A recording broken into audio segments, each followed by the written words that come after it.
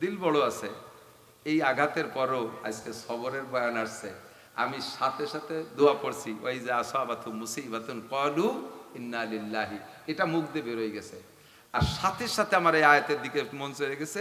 আর আজকে ওয়াজের মধ্যে সেই আয়াত আইছে, আমি অধৈর্য হব কেন? অদেশে কেডা? আল্লাহ। আমার মতো কত উলামায়ে কিরাম সারা মাস ভরে চাকরি করে 15,000 টাকা বেতন পায়। জীবনে কোনোদিন একটা প্রাইভেট কার তারা কিনে ব্যবহার করবো বলে আশা করা যায় না। আমি প্রত্যেক বছর এরকম একটা দুটো কেনার তৌফিক আল্লাহ দিয়েছে, কাজেই একটু মাইর দিয়েছে। এখানে আমার ধৈর্য এবং শুকর হলো যে গাড়িটা ভ্যানে মারছে, যদি ট্রাকে মারিয়ে দিত। মারছে কিসি?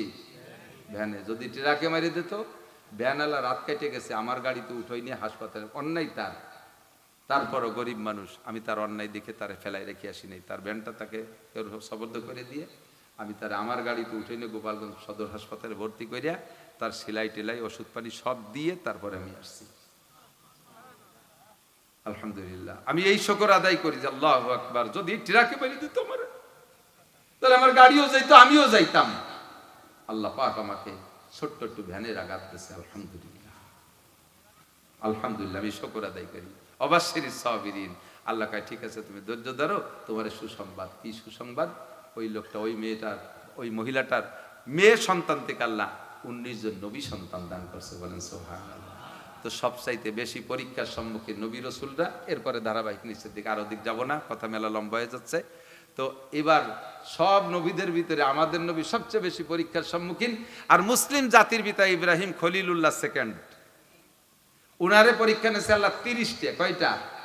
وَإِذِ ابْتَلَى إِبْرَاهِيمَ رَبُّهُ بِكَلِمَاتٍ فَأَتَمَّهُنَّ। আল্লাহ পাক ইব্রাহিমকে অনেক অনেক পরীক্ষা নিয়েছে, আল্লাহ নিজেই রেজাল্ট দিয়েছে ফাআতাম্মাহুন্না। আমার ইব্রাহিম সব পরীক্ষায় পাস। বলেন সুবহানাল্লাহ। এবার পরীক্ষায় যখন পাস, তাহলে সেইভাবে একটা ভালো পুরস্কার দিতে হবে না? আল্লাহ কয় ইন্নী জাইলুকা লিন্নাসি ইমামা। হে খলিল, তোমাকে গোটা মানব জাতির ইমাম, নেতা, লিডার, মুসলিম জাতির পিতা মিল্লাত আবিকুম ইব্রাহিম, গোটা মুসলিম জাতির পিতা হিসেবে তোমাকে ঘোষণা দিয়ে দিলাম।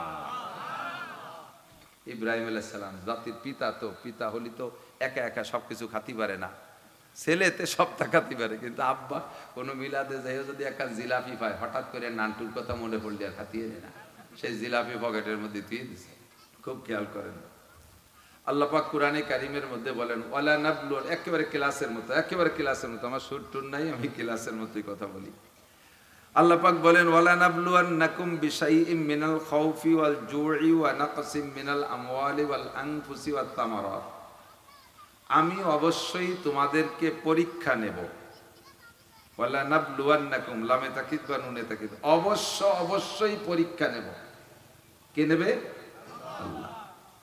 শাইইম মিনাল খাউফ, কিছু ভয়, শত্রুর ভয়, ওয়াল জু, কিছু ক্ষুধা, অভাব দিয়ে তোমাদের পরীক্ষা নেব। ক্ষুধা, পেটের ক্ষুধা, অনেক ক্ষুধা আছে, এই ক্ষুধা দিয়ে তোমাদের পরীক্ষা নেব। শাইইম মিনাল খাউফি ওয়াল জু ওয়া নাকসিম মিনাল আমওয়াল, তোমাদের মাল কেড়ে নেব। ওয়াল আনফুস, তোমাদের দেহের উপরে আমি বিভিন্ন প্রকার রোগ ব্যাধি দিয়ে পরীক্ষা নেব। ওয়াল আনফুস ওয়াত তামারাত, তোমাদের সন্তান কেড়ে নেব। সামারাত মানে সন্তান। বাপ বেঁচে আছে, চোখের সামনে সন্তান, মা বেঁচে আছে, চোখের সামনে সন্তান, তাজা তাগড়া সন্তান, কচি নবজাতক বাচ্চা সন্তান, একেবারে টলমলে জান্নাতি বালকদের মতো, সবে মাত্র দাড়ি গজাবে এই বয়সের পোলাপানদের চেহারা, ছেলেদের চেহারা আল্লাহ খুব সুন্দর দেয়। মেয়েদেরও সাবালিকার দিকে পদার্পণ করবে, এই সময় তাদেরকে একটা ভিন্ন চেহারা দেয়। এই অবস্থায় তো বাপের সামনে, মায়ের সামনে সন্তান কেড়ে নেব, এটা পরীক্ষা। এরপরে আল্লাহ পাক বলেন এই পরীক্ষা নেব, পরীক্ষায় যারা পাশ করতে পারবা তাদের সম্পর্কে আল্লাহ বলেন তারা হলো সবের আর অবাশশিরি সাবিরিন, ধৈর্যশীলকে আল্লাহ বলেন যে হে নবী, ধৈর্যশীলকে সুসংবাদ দাও। কাটা কাটা তর্জমা বলছি, কিছু কথা আছে খেয়াল করতে হবে। 1 নম্বর কথা হলো আল্লাহ তাআলা আমাদেরকে পরীক্ষা নেবেন। কাদেরকে? আমাদের। পরীক্ষা নেবে কে? আপনারা যারা স্কুল কলেজে পড়েন, মাদ্রাসায় পড়েন, বলেন সারা বছর স্কুলে পড়েন, মাঝে মাঝে মাঝে মাঝে পরীক্ষা হয় না? পরীক্ষা হয় কিনা? পরীক্ষা হয়। বছরে জেনারেল লাইনে বলে 3টে পরীক্ষা, প্রথম সাময়িক, দ্বিতীয় সাময়িক, ফাইনাল পরীক্ষা। আর মাদ্রাসায় বলে সেমাহি, ষষ্ঠমাহি, সালানা, 3টে পরীক্ষা। তো আমরা যে মাদ্রাসায় যে স্কুলে পড়ি সেই মাদ্রাসার সেই স্কুলের শিক্ষকরাই তো আমাদের পরীক্ষা নেয়। আমি পড়ি এই স্কুলে, যদি আর এক স্কুলের এক স্যার কয় যায় কি কি পড়ছিস আমার কাছে পরীক্ষা দেবো নাকি? আর সেই স্যারের কি অধিকার আছে আমার কাছে পরীক্ষা নেওয়ার? সে স্যারের অধিকার নেই। আমি যার কাছে পড়ি তার অধিকার আছে আমার পরীক্ষা নেওয়ার। আমি যে স্কুলে ভর্তি হয়েছি সেই স্কুলের কর্তৃপক্ষের আমার কাছে আমার থেকে পরীক্ষা নেওয়ার অধিকার আছে। আমি যে মাদ্রাসায় পড়ি এই মাদ্রাসাওয়ালাদের আমার কাছে আমাকে পরীক্ষা নেওয়ার অধিকার আছে। আল্লাহ কামুল হাকিমিন বলেন, তোমরা যারা মোমেন মুসলমান, এই জায়গায় আমরা অনেকে অভিযোগ করি আল্লাহ পাক রব্বুল আলামিন আমাদের পরীক্ষা নেয়, মোমেন মুসলমানকে পরীক্ষা নেয়। আল্লাহ তাআলা আর তো কেউ পরীক্ষা নেয় না। এই হিন্দু, বুদ্ধ, খ্রিস্টান, ইহুদ, নাসারা, নাস্তিক, মুরতাদ, কাফের, মুশরিক, বেঈমান, হাজার হাজার লক্ষ লক্ষ, তাদের দুনিয়ার ডেভেলপ কি, দুনিয়ার কত উন্নতি, হাজার হাজার লাখ লাখ কোটি কোটি টাকার মালিক তারা, তাদের ক্ষেত্রে ফসল ভালো হয়, তাদের ছেলে মেয়ে মেধাবী হয়, তাদের ছেলেরা ডাক্তার, ইঞ্জিনিয়ার, বিজ্ঞানী হয়, তারা দুনিয়ার সব কিছু করতেছে, ভোগবিলাস সব তাদের গায়ে কোনো একটা ঘামাসির ডগা হয় না, স্বাস্থ্য চেহারা কত সুন্দর, সুখে শান্তিতে কত সুন্দর আছে, দামি দামি গাড়িতে চলে, পার্সোনাল হেলিকপ্টার, নিজস্ব বিমান। আর আমরা মোমেন মুসলমান আল্লাহরে আল্লাহ বলে ডাকি, দুনিয়ার আলাই বালাই সব আমাকে উপরে। আল্লাহ পরীক্ষা নীতি আর ভালো না, আমাকেই পাইছে। আল্লাহ আমাকেই পরীক্ষা নেবে, আর কেউ পরীক্ষা নিতে পারে না। আল্লাহকে বুকা, বাকি যারা আছে সব, ওর একটা আমার মাদ্রাসার ছাত্র না, ওগুলো আমার স্কুলের ছাত্র না, তো অন্য স্কুলের ছাত্ররা আমি পরীক্ষা নেব কে? যত মোমেন মুসলমান যারা পড়েছে লা ইলাহা ইল্লাল্লাহ মুহাম্মাদুর রাসূলুল্লাহ, যারা এই কলেমা পড়বে, আখিরি জামানার কলেমা, যারা এই কলেমা পড়বে, কলেমা পড়ার সাথে সাথে তারা আমার মাদ্রাসার ছাত্র হয়ে গেছে। আপনারা সবাই আল্লাহর মাদ্রাসার ছাত্র, খুশি না বেজার? তা আল্লাহর মাদ্রাসায় ভর্তি হয়েছি, এবার আল্লাহ যদি পরীক্ষা নেয়, পরীক্ষা দিতে হবে না? পরীক্ষা দিতে হবে না? পরীক্ষা নেওয়ার অধিকার আল্লাহর আছে না নাই?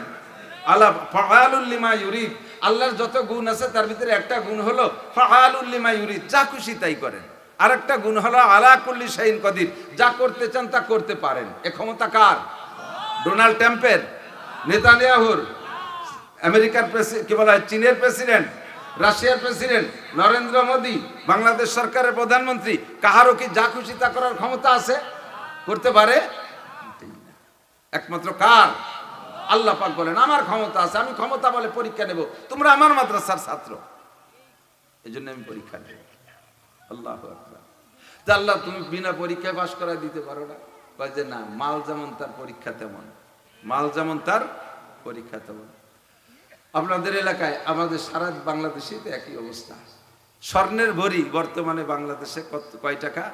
2.5 লক্ষ টাকা প্রায়। এই যে মধ্যপ্রাচ্যে গেঞ্জাম ফাঁসাতে সোনার দাম বেড়ে গেছে, সবচাইতে দাম বাড়ছে। ছোটবেলায় যার যার দাম বেশি দেখছি, তার ভিতরে সোনার দামটাই সবচেয়ে বেশি বাড়তে দেখছি। আজ থেকে 25 বছর আগে স্বর্ণের ভরি ছিল 5,000 টাকা, আর আজকে স্বর্ণের ভরি 2.5 লাখ। কোথায় 5,000 আর কোথায় 2.5 লাখ?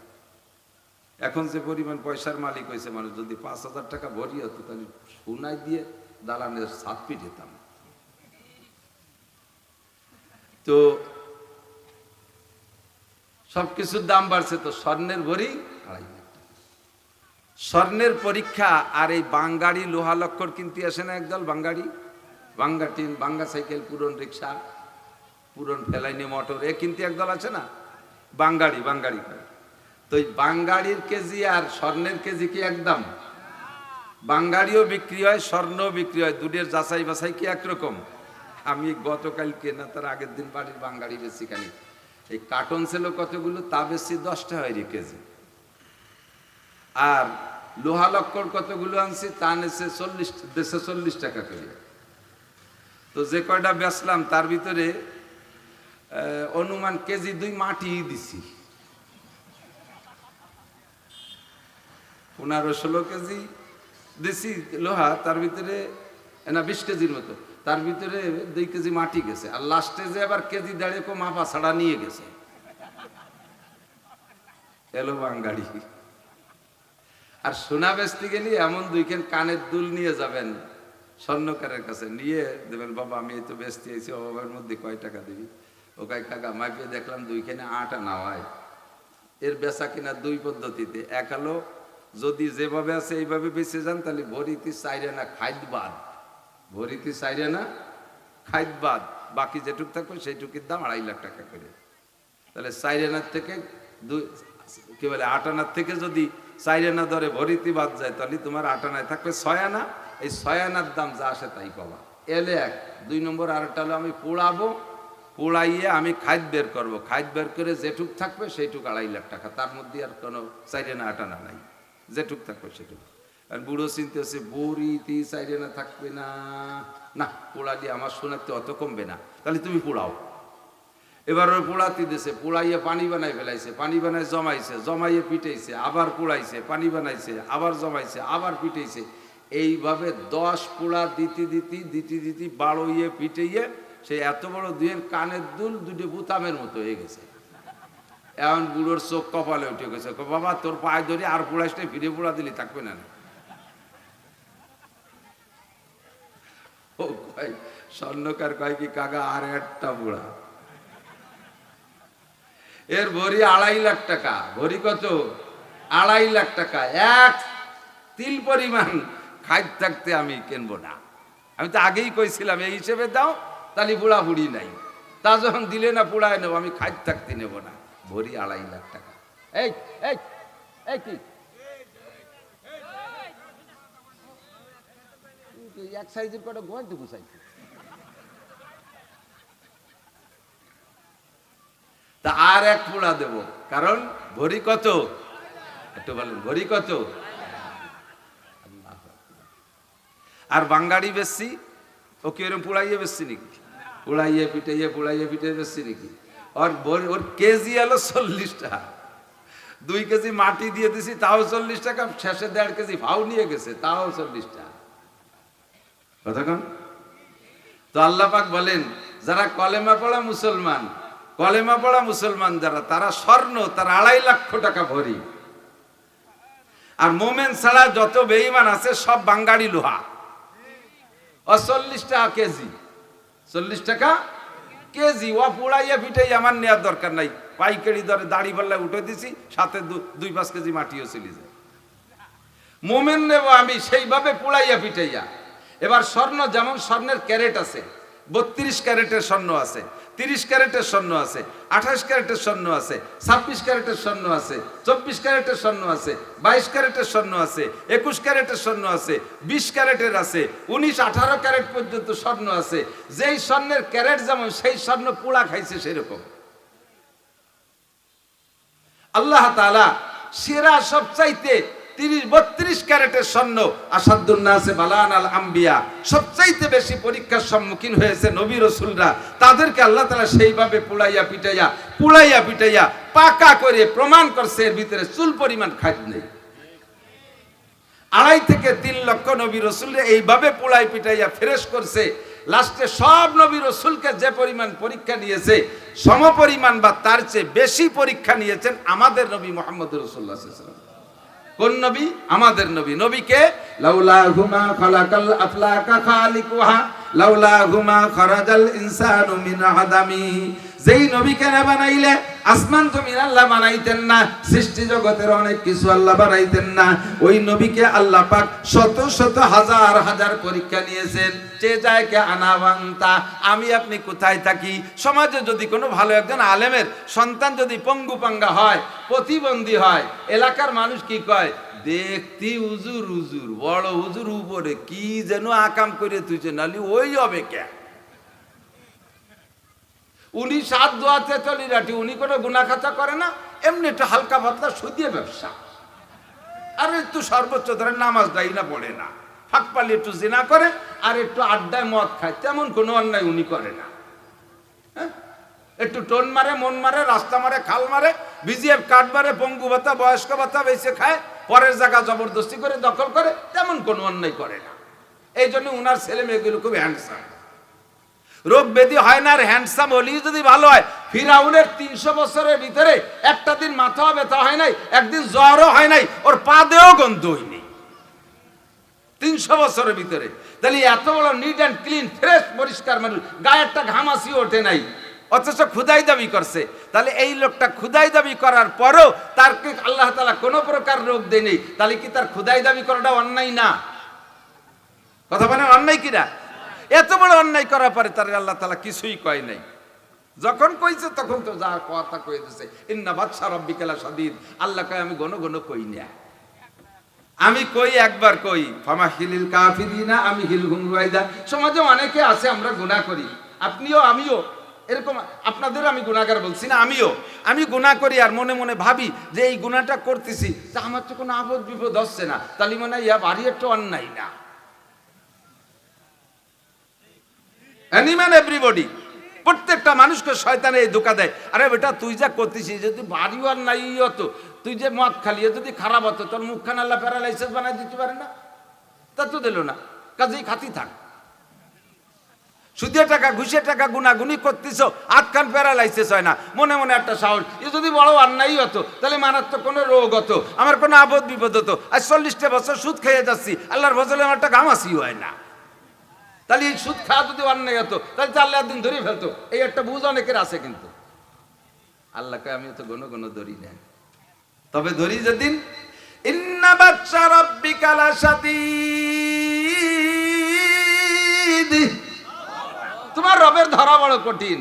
যেদিন ধরবে ইন্না বাদশা রাব্বিকা লাশাদীদ, যেদিন ধরবে ছুটতে পারবি না, কিডনি ধরবে, লাঞ্চ ধরবে, হার্ট ধরবে, বাল্ব ধরবে, চোখ ধরবে, কান ধরবে, ব্রেন ধরবে, তোর পিত্তথলি ধরবে, তোর সব ধরবে, ডায়াবেটিসে ধরবে, স্ট্রোক করে ফেলাই দেবে, প্যারালাইসিস করে ফেলাবে, তোর বউ হারায় যাবে, তোর মাইয়া হারায় যাবে, তোর ছেলে হারায় যাবে, তোর ব্যবসা প্রতিষ্ঠানে আগুন লাগবে, একার পর এক ধরতে তালে থাকবে, সেদিন দুনিয়ার কেউ তোরে ঠেকাইতে পারবে না।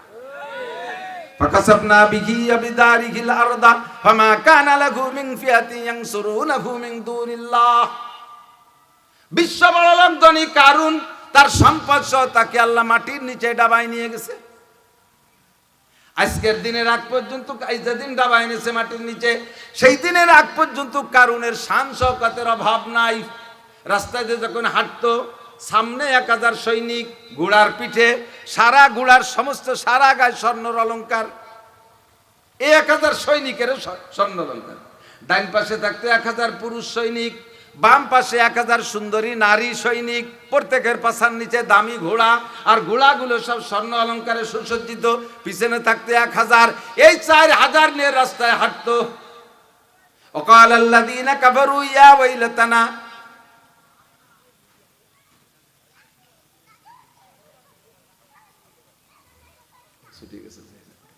যারা বেঈমান কম ইমানদার তারা বলতো, আল্লাহ মা কারুন, যদি কারুনের সাথে একটু সোয়া দিয়ে থাকতে পারতাম রে, আর কপাল খারাপ, ওর সাথে একটু ঘুষি ঘুষি চলতে পারলে এর একটা ঘোড়া পাতাম, এই পরিমাণ সোনা পাতাম, এই বলে আফসোস করে।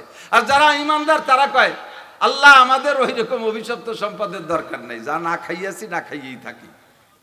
কিছুদিন পরে যে যখন আল্লাহর গজবে তারে টান দিছে, আল্লাহ এবার কয় ফাকাসাবনা বিহি বিদারিহিল আরদা ফামা কানা লাহু মিন ফিয়াতিন ইয়ানসুরুনাহু মিন দুনিল্লাহ ওয়া মা কানা মিনাল মুনতাসিরিন। আমি যেদিন টান দিয়ে নিয়ে গেলাম, ফাকাসাবনা বি, খসব বলে মাটির নিচে ডুবে যাওয়া, গরিক বলে পানির নিচে ডুবে যায়, একটা আজীব তামাশা। এ ভাই, মানুষ সুবনি খাইয়ে মরার কথা হয় না, পানিতে ডুবিয়ে সুবনি খাওয়া কয় নাকি রে? পানিতে ডুবে রে সুবনি খাওয়া কয় না? বা কেউ রে গাছ ধরে পানির মধ্যে কি রে চুব হয়, তা মানসি চুবনি খাইছে পানির মধ্যে, আর ওর কপাল ভালো মাটির মধ্যে চুবনি খাইছে। সে তার ঘর বাড়ি সহ অবিদারিহিল আরদা, তার ঘর বাড়ি সব সব মাটির নিচে ডাবাই নিয়ে গেছি। ওমা কানা লাহু মিন ফিয়াতিন ইয়ানসুরুনা মিন দুনিল্লাহ ওমা কানা মিনাল মুনতাসিরিন। এই যে 4000 ছেলের সাথে কেউ তার একটা পয়সার উপকার করতে পারে নাই, আর এই যে মাটির নিচে ডাবাই নিয়ে গেল, তার প্রতিশোধ আজ পর্যন্ত নিতে পারে নাই কেউ, সব মাটির নিচে ডাবাই নিয়ে গেছে। এখন যারা এতদিন আফসোস করছে বেঈমান, যারা কাছে ভিড়তে পারি নাই, কিন্তু সাথে থাকার লোক করছে। এদিক তাকান, অনেক সময় আমাদের দেশেও এরকম দেখা যায়, বড় বড় নেতারা যখন রাস্তায় দিয়ে হাঁটে, আঞ্চলিক পাইকিয়া দ্বারা পাঙ্কুরা সাথে সাথে ঘুরে সেলফি টেলফি নেয়, মাঝে মাঝে যে সেগুলো ক্রেডিট দেখ দেখ দেখ, হ্যাঁ ছবি কি দেখ, ঘরের বাদাই রেখে কয় যে হুজুর চেনেন ওই যে কিটার, ওই যে কিটা চেনেন, হ্যাঁ ওই তো অমুক আর অমুক, নাম তো কোনো সময় পাওয়া যাবে না, আগেরটাও না বর্তমানটাও না, বিপদের শেষ নেই। এই যে ওই যে কিনা অমুক আর অমুক, হয়তো চেনেন আমার মেলে, চেহারাই মেলে, এই গল্প মারে, খুব গল্প। হঠাৎ করে যেদিন নেতার মরণ হয়ে যায় সেই দিনকে আল্লাহ বাঁচাইছে শয়তানের সাথে ছিলাম না, কতক্ষণ কি কয়, আল্লাহ বাঁচাইছে শয়তানের সাথে ছিলাম না। এতদিন আফসোস করে যদি সাথে থাকতে পারতাম তাহলে এই যুবকদের মতো একটা সেলফি নিয়ে আসতে পারতাম, আজকে ঘরে ঝুলে রাখতে পারতাম, আল্লাহ বাঁচালে দুইয়ে পানি খালিও পেট ব্যথা সারতো, কমপক্ষে সাথে নিয়ে গেলেও কবর আযাবটা মাফ হতো। যখন নেতার বিপদ এসে গেছে, নেতার কায়দায় চলে গেছে, তখন তারা কয় শুকরিয়া আলহামদুলিল্লাহ, সাথে হয়তো দুই চার দেখা তোর যায় না, ওই সাথে যারা ছিল তারাও ঝাঁক ধরে চলে গেছে, এখন দূরে থেকে কয় কপাল বাস, আল্লাহ ভালো কপাল রাখছে, বাঁচাইছে আল্লাহ, ওমন সবুজ 2 দিনের শহীদ চাইতে জীবন ভরে কিসেন মিশে খাবো তাও ভালো, ঠিক কি ঠিক না, ঠিক না? আল্লাহ কয় যেদিন ধরবো সেদিন ছুটতে পারবি না। মনে করতেছে যে ধরে না, আমি তাহলে অন্যায় করতেছি না, নো, আপনি মনে করতেছেন যে আমার হুজুর এত বড় হুজুর, তাই এত বড় রোগ কে, এত বড় হুজুর তাই প্যারালাইসিস হয়ে গেল কে? আমরা তো কত কিছু করি, আমাকে তো কিছু হয় না, তাহলে আমাকে চাইতে যেন কি আকামেরটা করি বসে রয়েছে। যদি ভালোই হবে ওই হুজুর, তাহলে চোখের সামনে নিজের 2 বাচ্চা মরে নাকি? এ কয় কি কয় না কথা বলেন? ও দোস্ত, তুমি সাধ্য তেতলি রাঠি, আর জিনার এই যার এই ঘটনা ঘটেছে, তুমি তাকে যদি মনে করো সে বড় অপরাধী বিধায় তার সন্তান কেড়ে নিয়ে গেছে আল্লাহ তাআলা, তাহলে তুমি বলো বিশ্বনবী মুহাম্মদুর রাসূলুল্লাহ সাল্লাল্লাহু আলাইহি সাল্লামের 2টা পুত্র সন্তান কাসেম আর ইব্রাহিমকে আল্লাহ তাআলা শিশুকালে নবী পাকের সামনে থেকে নিয়ে গেল নবীর কোন অন্যায়ের কারণে? এটা পরীক্ষা। এটা কি বলেন? এটা কি পরীক্ষা? এই পরীক্ষা, ব্যক্তি যেমন তার পরীক্ষা তেমন, স্বর্ণ যেমন তার পোড়া তেমন, মনে আছে নাকি? স্বর্ণ যেমন তার পোড়া তেমন, আসাদুন্নাসে বালান আল আম্বিয়া। আল্লাহ পাক বলেন, নবী পাক বলেন, সবচাইতে বেশি পরীক্ষার সম্মুখীন হয়েছে নবীরা। সুম্মাল আমসাল ফাল আমসাল, এরপরে সাহাবায়ে কিরাম, এরপরে তাবেঈন, এরপরে তাবেঈন, এরপরে আইম্মায়ে মুজতাহিদিন। আল্লাহু আকবার। আপনারা এই এলাকার মানুষ অন্য কোনো মাযহাবের আছেন নাকি জানি না, আমার বিশ্বাস আমরা বেশিরভাগই হানাফি মাযহাবের, নাকি বলেন? আমাদের মাযহাবের ইমাম সাহেবের নাম কি? ইমামে আবু হানিফা। আমরা হানাফি মাযহাবের, তাই তো নাকি বলেন? এই ইমাম সাহেব কত বড় দামি ইমামুল আযম, যারা হজে যান নাই বা গিয়েছেন আবার যাবেন, আমি বলে দেই, সাধারণ পাবলিক এগুলো খুঁজে পায় না। মসজিদে নবাবির ভিতরে, মসজিদে নবাবির মধ্যে দেখবেন এক জায়গা ছাতি আছে, ছাদ, সব জায়গাতে ছাদ, এক জায়গা ছাতি আছে 4টে, এই শাপলা ফুলির মতো এরকম ছাতি, অনেক বড়। একটা ছাতি খুললে প্রায় 2 কাঠা জায়গা ছড়ায়, এরকম 4টে ছাতি আছে। বিশাল মসজিদ তো, ভিতর পর্যন্ত অক্সিজেন পায় না। যদি ওই ছাদ না খোলার ব্যবস্থা না থাকতো, তাহলে ওই দরজা দিয়ে যে অক্সিজেন যায় তাতে ভিতরে মাঝখানের মুসল্লিরা বাঁচতে পারবে না। এই জন্য অক্সিজেন কালেকশনের জন্য মাঝখানে 4টে ছাতি দেওয়া আছে। আর এক জায়গা আছে গম্বুজ, এই অটো গম্বুজ, এই গম্বুজ সরে যায়, গম্বুজ সরিয়ে অক্সিজেন কালেকশন করে আবার গম্বুজ মিশে যায়, অটো সিস্টেম। এই এক জায়গা যেখানে 4টে ছাতি আছে, ওই জায়গা, ওই ছাতির বরাবর ওয়ালে ছাদে এতটুকু চওড়া করে, বেশ খানিক চওড়া করে, ওই জায়গায় দিয়ে বড়দের নাম লেখা, শুরু হয়েছে আল্লাহরে দিয়ে, আল্লাহ জাল্লা শানুহু 1। 2 নম্বরে মুহাম্মদ ইবনে আব্দুল্লাহ, 3 নম্বরে আবু বকর ইবনে আবি কুহাফা, 3 নম্বরে উমার ইবনে আফফান, 4 নম্বরে, 5 নম্বরে উমার ইবনে খাত্তাব, 5 নম্বরে উসমান ইবনে আফফান, 6 নম্বরে আলী ইবনে আবি তালেব। এইভাবে আহলে বাইত লেখার পরে, আশারায়ে মুবাশশারা 10 জন জান্নাতি সাহাবার নাম লেখার পরে, এরপরে যাদের যেই বড়দের নাম শুরু হয়েছে তার ভিতরে 1 নম্বরে নোমান ইবনে সাবিত আবু হানিফা রাহমাতুল্লাহ আলাইহি, বলেন না সুবহানাল্লাহ। 2 নম্বরে মুহাম্মদ কি বলে, মুহাম্মদ ইবনে ইদ্রিস আশ-শাফি, ইমাম শাফির নাম। 3 নম্বরে মালিক ইবনে আনাস, 4 নম্বরে আহমদ ইবনে হাম্বল। এই বড়দের নাম।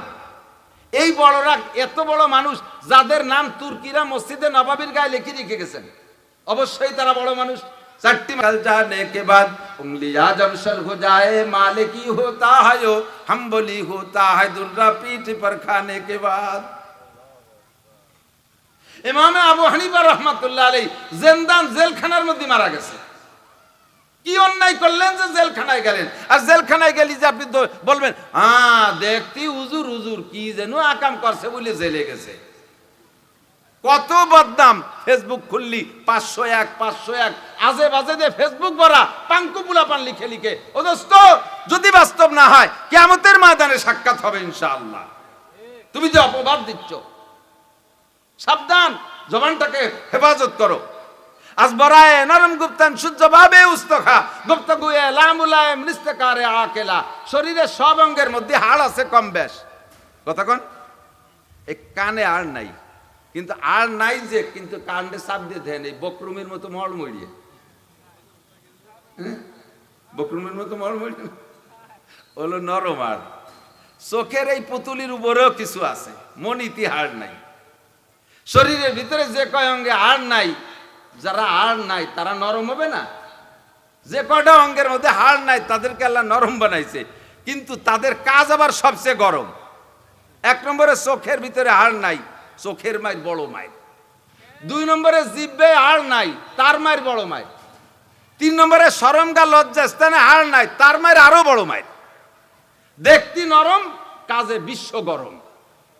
আমি কইনে নবী পাক বলেন জিরমুহু সগীর ও জুরমুহু কবির। এই দুটি অঙ্গ জিহ্বা আর ঠোঁট আর চোখ, এর প্রত্যেকটাই, বডিতে অনেক অনেক অঙ্গ আছে, তার ভিতরে চোখ খুব ছোট না?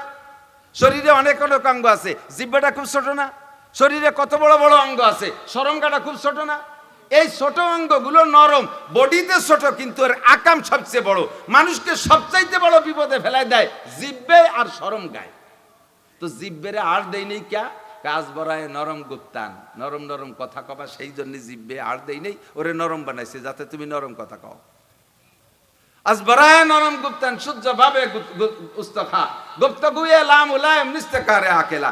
এই জিহ্বে দিয়ে অসামঞ্জস্য কথা, ফাহেসা কথা, বাজে কথা, বকাবকি কথা, তারপরে গীবত শিকায়তের কথা, এগুলো জিহ্বের শান না। জিহ্বের আল্লাহ নরম বানাইছে, মিঠে মিঠে কথা কও, হাসি খুশির কথা বলো, আনন্দের কথা বলো, সত্য কথা বলো না। অথচ জিহ্বে দিয়ে মানুষের কলিজা ছিদ্র করে ফেলাচ্ছি। সাবধান। ইমামে আবু হানিফা রাহমাতুল্লাহ আলাইহি, আল্লাহু আকবার। কত বড় ইমাম, বলতে গেলে দুই একটা গল্প না কয়ে পারি না। কষ্ট হচ্ছে আপনাদের? একটু চলে যাবো, জায়গা মতো, বেশি দেরি করবো না।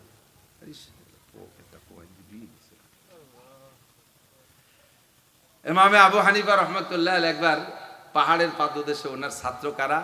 ইমামে আবু ইউসুফ, ইমামে মোহাম্মদ, এসব ইমাম। ইমাম মানে আমাকে এই যে পাঞ্জাগানা মসজিদের ইমাম না, কি বুঝতেছে? ইমাম, মোটি ইমাম। আমাকে দেশে তো ইমাম তো গাউ গরু। মসজিদের ইমাম সাহেবরে সভাপতি সেক্রেটারি, হুজুর আমার বউ বাড়ি আইসে পারে নাই, আমাকে ওই মহিলাকে পায়খানাটা একটু বান্ধি দিয়েছিলেন। হুজুর, আমি শুনছি আপনি নাকি খেড়ের পালা দিতে পারেন ভালো। ইমাম সাহেব খেড়ের পালা। হুজুর, আপনি বলে গাছ বাতি পারেন, আমাকে 60 ডালের আম কটা বাড়ি দিতে পারেন। হুজুরের দেশে উঠাইয়া এই ইমাম সেই ইমাম না, এই ইমাম অন্য ইমাম। বিষয়ের মাযহাবের সর্বোচ্চ পণ্ডিতকে কি বলা হয়? ইমাম বলা হয়। ইমাম মানে নেতা। এই ইমামে আবু হানিফা রহমতুল্লাহ সাগরেদ, ইমামে আবু ইউসুফ, ইমাম মুহাম্মদ রহমতুল্লাহ, ইমাম জুফার, সব ইমাম। এই সমস্ত ইমামদেরকে, ইমাম শাফি রহমতুল্লাহ আলাইহি ইমাম আবু হানিফার ছাত্রর ছাত্র, তিনিও মাযহাবের ইমাম। বিকেল বেলা বসে ছাত্রদেরকে নিয়ে পাহাড়ের ছায়ায় ফিকহি আলোচনা, মাসালা মাসালা আলোচনা, গোল হয়ে বসে। তো এইরকম বড় মাঠের ওই কোনায় যদি হুজুররা বসে, এই জায়গাতে ফুটবল খেলা পোলাপানরা খেলতে পারে না, খেলার মাঠ। তো পোলাপান 21, 12, 11, 2 22 প্লেয়ার এই ফুটবল খেলতেছে। ফুটবল খেলতে খেলতে একটা শট পায়ে ফুটবল যাইয়ে ওই হুজুরকে খোটের মধ্যে পড়ছে। পড়িয়ে এই হুজুরের সাথে একবার, ও হুজুরের সাথে একবার ঠেলাবাড়ি খেয়ে টেয়ে বলটা মাঝখানে দাঁড়াইছে।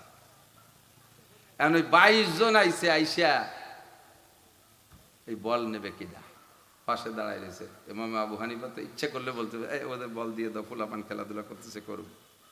হুজুর ট্রাই করতেছে, দেখি এই বল কে নিতে আসে। একজন আইসে প্রথম, আইসে ও লজ্জাতে সরে চলে গেছে।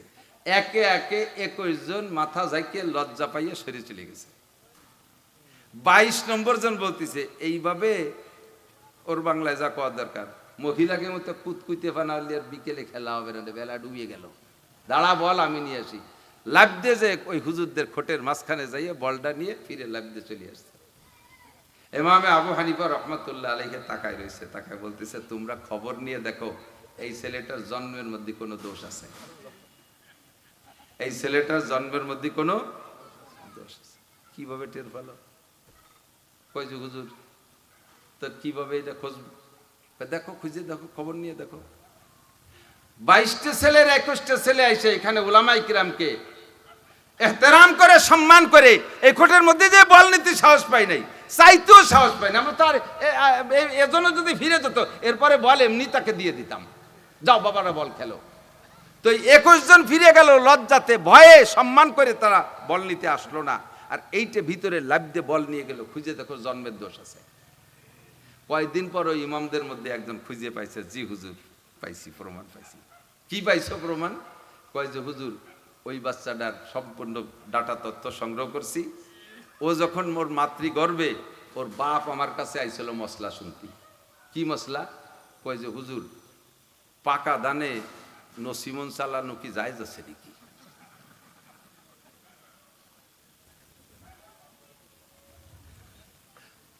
কি দেখো বুঝতে পারছি না। কয় জ্ঞান কি হয়েছে?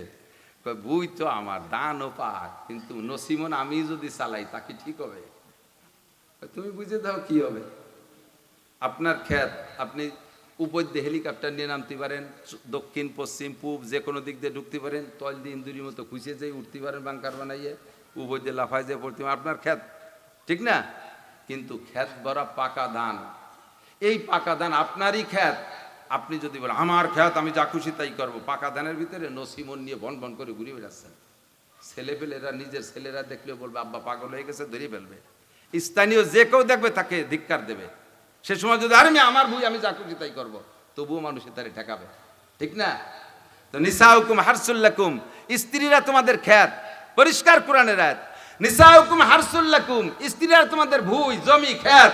ফাতু হারসাকুম, তোমার জমির মধ্যে তুমি ঢোকো। আন্না শীতুম, যেভাবে যখন খুশি তখন, যেভাবে যখন খুশি তখন, লাইলা ওয়া নাহারা, দিনে রাতে সকালে সন্ধ্যায়, সামনে পিছে যে কোনো ভাবে তুমি যাইতে পারো। তবে তাই বলে পাকা ধানে তুমি নসিমন চালাতে পারবা না। নির্দিষ্ট 2টে সময়, যখন মাসিক হয় সেই সময় ব্যবহার করতে পারবা না। বাচ্চা ডেলিভারির পরে যতদিন রক্তক্ষরণ হয়, এটা হলো তাদের পাকা ধানের সময়, এই সময় নসিমন চালাতে পারবা না। তো হুজুর ঘটনা তো ঘটে গেছে, আমার স্ত্রী এবার যে গর্ভধারণ করছে এটা আমার ওই সময় অ্যাক্সিডেন্ট, এটা কি জায়েজ আছে নাকি? হুজুর বললেন এখন বাচ্চা তো নষ্ট করা যাবে না, যদি গর্ভধারণ করেই থাকে তাহলে সে গর্ভ রাখতে হবে, বাচ্চা নষ্ট করা যাবে না। তো তুমি আল্লাহর নিষেধাজ্ঞার ভিতরে, আল্লাহ নিষেধাজ্ঞার ভিতরে এই অন্যায় করেছো। এই বাচ্চাটার ভিতরে এরকম একটু বেকামি হতে পারে, কারণ সে ডাইরেক্ট হারামজাদা না, হলো ইনডাইরেক্ট হারামজাদা। ডাইরেক্ট হারামজাদা না, ইনডাইরেক্ট হারামজাদা। যত বিয়াদব আছে, যত বিয়াদব আছে, সমস্ত বিয়াদবদের ব্যাপারে আমরা বলতে পারবো না যে তোর জন্মের দোষ আছে, বললি তো আমার মাথা থাকবে না, মুখ ফাটায় ফেলায় দেবে। তো কাজে এমনি বলতে পারবো না। তবে আমরা বুঝিয়ে নিতে পারি যেটা বিয়াদবি করে মুরব্বীদের সাথে, উলামায়ে কিরামের সাথে, ধর্মের সাথে, আলেম উলামার সাথে, দিনদার মানুষের সাথে, মসজিদ মাদ্রাসার সাথে, ধর্মীয় প্রতিষ্ঠানের সাথে, ধর্মীয় আইনের সাথে যে বিয়াদবি করে, তার সম্পর্কে আমাদের কোরআন হাদিসের সিদ্ধান্ত হলো অবশ্যই তার জন্মের ভিতরে 2 প্রকার, ওই ডাইরেক্ট হারামজাদা নইলে ইনডাইরেক্ট হারামজাদা। ডাইরেক্ট হারামজাদা হলো আর এক জায়গাতে ভয় দেওয়া হয়েছে, হলো ডাইরেক্ট হারামজাদা। আর ইনডাইরেক্ট হারামজাদা তার বাপেরই সন্তান, কিন্তু পাহা ধানে নসিমন চালাইছে। তো ওই হুজুর ওই ছেলেটার বাপ আমার কাছে এই ফতোয়া চাইছিল, ওই যে সেই ছেলেটা, হুজুরকে বললাম না ওই ডাইরেক্ট হারামজাদা নইলে ইনডাইরেক্ট হারামজাদা, কিছু না কিছু দোষ আছে। আদবতা জেস্তে আজ লুৎফে ইলাহি, আরে যুবক সাবধান, তুমি বেয়াদবি করতেছো, খুব হ্যাঁ দেখাচ্ছে, হ্যাডাম দেখাচ্ছে। আইসে কয় কি দিছি, জজ সাহেব থাপ পড়তে সিট করে ফেলাই দিছি মসজিদের ইমাম তো ঘুষি দিয়ে দাঁত ফেলাই দিছি। সভাপতি আমার সামনে ওই রকম পৈতে মইতে আমি বান্দিনি করে জায়গা দাঁত ফেলাই দিছি ঘুষ হইয়া। ইন্ডাস্ট্রিজের মালিক আমার থাপ্পড়ের সামনে টিকতে পারে নাকি? এই যে ক্রেডিট ঝাড়ো তুমি, এটা কোনো ভালো লক্ষণ না। বোঝা যাচ্ছে তোমার জন্মের ভিতরে ওই ডাইরেক্ট হারামজাদা আছে, নইলে ইনডাইরেক্ট হারামের গন্ধ আছে, নইলে তুমি এই আচরণ করতে পারো না। কথা বলেন। হেড স্যার আমারে বাঘের মতো ভয় পায়। হেড স্যার তোমারে বাঘের মতো ভয় পায় কেন? দিছিলাম একদিন, দিছিল বলে একদিন। শেখ সাদি রহমাতুল্লাহ আলাইহি বলেন, সঙ্গে বদ গৌহারাকার কাসায়ে জারি শেখানাত গুলিস্তান, যারা গুলিস্তান পড়ে তারা সাক্ষী দিল। সঙ্গে বদ গৌহারাকার কাসায়ে জারি শেখানাত कीमते संगे नया बजाया दजर कम नशाद अगर हुनरमंदे आओ बाशे जा पाए बिना तादे लेके से नया जारा दो दरहम नशवाद। এদিক স্বর্ণের পেয়ালা, স্বর্ণের পেয়ালা আপনাকে কেরবাড়ি আছে নাকি? আইসে গেলি না কবে পারি না, ওদিকে মন রয়েছে অন্যদিকে। স্বর্ণের পেয়ালা কোনো বাড়ি কি সব বাড়ি থাকে?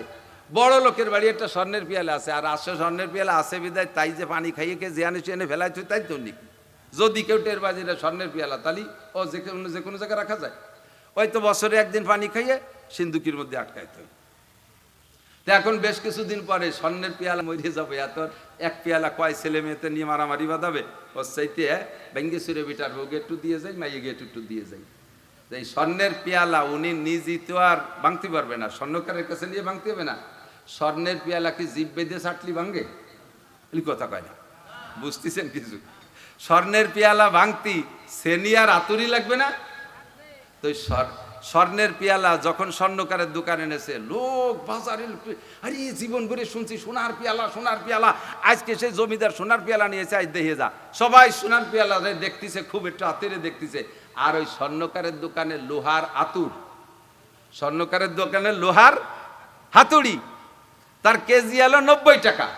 সে লোহার আতুড়ি বানাইছে, ধরেন 100 গ্রাম দিয়ে একটা আতুড়ি বানাইছে, ও তো কাইতে শুয়ে রয়েছে, ও মুসকি মুসকি হাসতেছে আর কয় সোনার পেয়ালা তোমার এত দাম, যা খালি লোকজন একটু পরে ধুলাই হবে। এবার সোনার পেয়ালারে শ্রেণী লোহার শ্রেণী আর লোহার আতুড়ি দিয়ে বাড়ইয়ে কাইটে 4 ভাগ 6 ভাগ করে ফেলাইছে। আর আতুড়িতে কি কয়, পাইছোর সামনে এবার চৈতিয়ে ডেলা, বক্কারের সামনে এবার আড়িয়ে গরু, কোথায় সোনার পেয়ালা দেখ এখন ধুলাই কারে কয় সেচিয়ে দিলাম। তাহলে এই লোহার আতুর দিয়ে সোনার পেয়ালারে বাইঙ্গে গুঁড়ো গুঁড়ো করিয়ে পায়খানার মধ্যে যদি ফেলাই দেয় তবুও স্বর্ণের বড়ি 2.5 লক্ষ টাকা, আর তুমি লোহার হাতুড়ি স্বর্ণের পেয়ালারে বাইঙ্গে গুঁড়ো গুঁড়ো করে ফেলাই দিছো, এর কারণে তোমার দাম 90 টাকাতে 1 টাকাও কেজিতে দাম বাড়বে না। কথা বলেন ঠিক ঠিক না? ছাত্র হওয়ার তুমি নেতা হওয়ার ক্যাডার হও, বড় বড় দামি দামি মানুষে ঘুষিতে চিত করে ফেলাই দাও, হুজুরে বক্সিং দিয়ে ফেলাই দাও, আর হুজুরির নামে লেহে চিত করে উল্টোই ফেলাই দাও, তাতে তোমার দাম লোহা 90 টাকার চেয়ে 1 টাকাও কেজিতে বাড়বে না। আর যত বড় হুজুরেই মারো, হুজুরে মারিয়ে পায়খানা জেলখানার মধ্যেও যদি দাও, আল্লাহর রহমতে তার ভরি 2.5 লক্ষ টাকা। জজ সাহেবরে মারিয়ে ঘুষিতে ফেলাই দিছো, এর কারণে তোমারে জজ বানাইয়া উনারে চাকরিতে ছুটাই দেবে তা দেবে না। হেড স্যাররে ঘুষিতে চিত করে ফেলাই দিছো, এর জন্য তুমি ছাত্ররে হেড স্যার বানাইয়া হেড স্যাররে ছাত্র বানাই দেবে তা না, তোমারে স্কুলের থেকে বহিষ্কার করবে, হেড স্যার তার জায়গায় জায়গায় থাকবে। কথা বলেন ঠিক ঠিক না? মেম্বার তার জায়গায় জায়গায় থাকবে, চেয়ারম্যান তার জায়গায় জায়গায় থাকবে, আরে মুরব্বীর জায়গায় থাকবে। তুই যে একটা জারস সন্তান হারামজাদা, ওই ডাইরেক্ট হারামজাদা নইলে ইনডাইরেক্ট হারামজাদা, এটা আমরা বুঝতে সক্ষম হয়েছি। ইমামে আবু হানিফা এরকম বড় বড় মানুষকে আল্লাহ তাআলা এলেম দিয়ে এটা কুদরতি কম্পিউটার বানায় দিয়েছে, তারা এভাবে মানুষ বাছাই করে ফেলতেন। इत्तिबाए अबू हनीफा की सनद जिंदा में है, शाफी होता है जो घर से निकल जाने के बाद। ইমাম শাফি, সেকেন্ড ইমাম শাফি, সে মাসলা বলে নিজের এলাকায় টিকতেই পারে নাই, হিজরত করে আরেক দেশে চলে যাওয়া লাগছে, এলাকায় থাকতেই পারে নাই। পরীক্ষা, এটা কি পরীক্ষা? যে যেমন স্বর্ণ তার পরীক্ষা তেমন। এরপরে इत्तिबाए अबू हनीफा की सनद जिंदा में है, शाफी होता है जो घर से निकल जाने के बाद, उंगलियां जब सल हो जाए मालिकी होता है यो। ইমাম মালিক রহমাতুল্লাহ কিতাব লিখতে লিখতে লিখতে লিখতে হাত এখানে প্যারালাইসিস হয়ে গেছে। কি দরকার ছিল আল্লাহর? সেই আল্লাহরই কোরআন হাদিস লিখতেছে, আল্লাহর কোরআন নবীর হাদিস লেখলো, তাহলে তার জীবন ভরে হাত খান ভালো থাকবে। আমার গড়ডাঙ্গার চৌমনি হুজুর রহমাতুল্লাহ আলাইহি হাদিস পড়তে পড়াইতে পড়াইতে কান্নাকাটি করতে করতে জিন্দেগির শেষ দিক যে প্রায় 20 বছর হাদিস পড়াইছে, শেষের দিক চোখের পাওয়ার শেষ, মুখস্থ হাদিস পড়াইতেন। কি ছিল? আল্লাহ কেন ওনার এই চোখ দুটো নিয়ে গেলেন? উনি তো অন্যায় করে চোখ নষ্ট করে নাই, উনি তো জীবন ভরে কোরআন হাদিস পড়াইছে, কেন আল্লাহ তার চোখ নিল? আল্লাহকে আমি পরীক্ষা করি। তুমি দেখি অভিযোগ করেন, আল্লাহ আমি তোমার কোরআন হাদিসটা বলে থাকলাম, তুমি আর চোখ নীতি জায়গা পাইলি না, আমার চোখ দুটি নিয়ে গেলে, এই কও নাকি তুমি খুশি থাকো? আমার কাছে এক হাফেজ আবু বকর আছে, অন্ধ হাফেজ, ওই ভাঙ্গা বাড়ি, একা একা চলে এসে দাওয়াত দিতি। দাওয়াতের আলোচনা সব শেষ, এরপরে বলতেছে হুজুর পরবর্তীতে আপনার সাথে যোগাযোগ করব, আপনার নাম্বারটা একটু দেন। আমি তো কৃষি নিবা, কয় যে কোন মুখস্থ নিবানি? আমি কি কয় তুই মুখস্থ নিবি কতদিন মনে রাখতে পারবি? কয় সারা জীবন। সারা জীবন থাকলে তো হবে। তাই তো এনে সবক পড়ার মতো মুখস্থ না, কোয়ান একবার। সত্যি আমি একবার বলছি আমার নাম্বার, বলার পরে ওরে আমি ভুলবো বলে এরপরে ফাও গল্প করছি ঘন্টাখানি। শেষে করলাম কদি আবু বকর আমার নাম্বার কত? 01712859380। আমার সে মুখস্থ তার বেশি। আমি বললাম যে এইরকম মেধা শক্তি। কয় যে হুজুর দুটো চোখ আল্লাহ নিয়ে গেছে, আব্বা মা সন্তান স্ত্রী কেউকে দেখতে পারিনি, এ দুঃখ থেকেই যায়। তবে চোখ দুটো নিয়ে আল্লাহ আমার এমন একটা ব্রেন দিছে যা শুনি মুখস্থ থাকে, সর্বোপরি আল্লাহর কোরআনটা আমার সিনে ভরে দিয়ে দিছে। হাজার হাজার লক্ষ লক্ষ চোখ আল্লাহর কোরআন দেখে পড়তে পারে না, আমার চোখ দুটো নিয়ে আল্লাহ আমার পেট ভরে কোরআন দিছে। কাজে আমি এতে শুকরিয়া আদায় করি। দুনিয়ার কিছু আমি দেখতে চাই না, কিয়ামতে যেন আমি আল্লাহর কোরআনটাকে দেখে একবার পড়তে পারি। আল্লাহু আকবার। তো দোস্ত, আল্লাহ পাক কাকে কি দিয়ে পরীক্ষা নেয় সেটা আল্লাহরই ব্যাপার। হাত পড়ে গেছে হুজুরির, ওই তো হুজুর মাদ্রাসার টা মারছে বলে হাত পড়ে গেছে। উনি কি সুমারে টারে না, সাধ্য তেতলি রাটি, উনি সামান্য একটু ঘুষিয়ে টাকা নাড়াচাড়া করে, একটু সুদ খায়, হালকা পাতলা একটু সুদ খায়, তাতে ওনার হাত পড়ে না। ওয়ালানাবলুয়ান্নাকুম, আর ইমাম আহমদ ইবনে হাম্বল রাহমাতুল্লাহ আলাইহি রেশমি কাপড় পুরুষের জন্য হারাম এই ফতোয়া দিয়ে তৎকালীন বাদশার কাছে এমন নির্যাতিত, উনারে পিটাইয়া, জীবিত পিটাইয়া গায়ের চামড়া ছুলে শহীদ করে দিয়েছে। অথচ মাযহাবের একটা সেরা শ্রেষ্ঠ ইমাম। আল্লাহ পাক পরীক্ষা দিতে পারে। আপনাকে যদি পরীক্ষা দেয়, রোগ ব্যাধি দেয়, তাহলে কি আমি বিচলিত হব নাকি? কথা বলেন। আপনি মনে করবেন যে আল্লাহ আমারে পরীক্ষা নিয়েছে, আমার পাস করতে হবে, আমার ধৈর্য ধরতে হবে, আমার সবর করতে হবে, কোনো বিচলিত হওয়া যাবে না। সন্তান নিয়ে যাবে, আল্লাহু আকবার, এদিক তাকান, খুব খুব খুব ইম্পর্টেন্ট। হযরত খিজির আলাইহিস সালাম মুসা আলাইহিস সালামের কিসসা শুনেছেন। নদী পার হয়ে উপার গেছে, এর আগের টুক তো গেছেই, একটা বলবো বিদায়, সবটুক বলতেছি না। নদী পার হয়ে কদ্দূর যাইয়ে দেখে এক জায়গায় এই যে ফুলাপান কটা আছে না, ওইরকম কুচো ফুলাপান কতগুলো খেলাধুলা হতেছে। হঠাৎ করে তার মধ্যে সবচাইতে ভালো দেখা যায় একটা সুদর্শন বাচ্চাটা, এর চেহারার ভিতরে নূর টপকায়। ওই ছেলেটারে দৌড়িয়ে ঠ্যাং দৌড়িয়ে ওয়ালের সাথে বাড়ি দিয়ে মাথা ফাটায় মেরি ফেলে দিছে। মুসা আলাইহিস সালাম তো ধৈর্য ধরা মানুষ না, উনি বলতেছেন কতালতা নাফসান বিগাইরি নাফসিন, এই কাজটা কি ভালো করছেন?